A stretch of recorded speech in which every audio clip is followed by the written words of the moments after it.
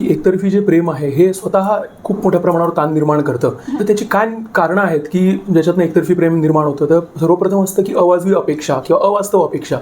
बऱ्याचदा असं असतं की एखादा मुलगा आहे, समजा तुम्ही गृहीत धरा, आणि त्याला एखादी मुलगी आवडते, तेव्हा त्या दोघांच्या नात्यामध्ये तो कम्पॅटेबिलिटीचा विचार कधीच करत नाही. म्हणजे ती मुलगी त्याच्याशी मे बी कम्पॅटेबल नसेल, त्याच्यापेक्षा खूप दिसायला जास्त सुंदर असेल किंवा जास्त चांगल्या सोशो इकॉनॉमिक बॅकग्राऊंडमधली असेल याचा तो विचार करत नाही, आणि तो तिच्यावर प्रेम करत राहतो आणि तो एक तिचे काल्पनिक प्रतिमा मनामध्ये बनवतो, तिच्याशी तो एक जसं इमॅजिनरी प्रेम असतं त्या पद्धतीचं तो करत राहतो. बऱ्याचदा काय होतं की त्याच्यामध्ये त्या अशा मुलांमध्ये थोडा लो सेल्फ इस्टीम पण असतो, म्हणजे आत्मसन्मानाची थोडी कमी असते, त्यांच्यामध्ये एक इन्फेरियरिटी कॉम्प्लेक्स किंवा न्यूनगंड डेव्हलप झालेला असतो, ज्याच्यातनं ते कधी त्या मुलीला डायरेक्टली प्रपोज करू शकत नाहीत, अप्रोच करू शकत नाहीत. त्याच्यामुळे ते काय होतं की ते मनामध्ये ते प्रेम ते तसं फुलत राहतं त्यांचं. आणि अशा वेळी काय होतं की त्यांच्या मनामध्ये रिजेक्शनची भीती पण असते, की त्यांना असं नेहमी वाटत असतं की मी जर रिजेक्ट झालो तर काय.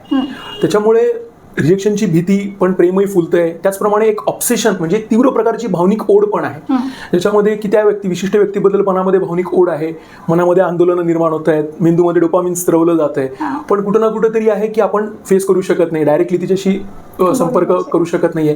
आणि मॅडम, प्रेमामध्ये अजून एक गोष्ट असते की रेसिप्रोकेशन फार महत्वाचं आहे, की प्रेम जसं आपण ते दोन्ही अंगांनी व्हायला पाहिजे. जेव्हा हे एकतर्फी असतं तेव्हा ती गोष्टच खूप वेदनादायी आहे की मी तिच्यावर प्रेम करतोय आणि ती माझ्याकडनं ती प्रेम करत नाही.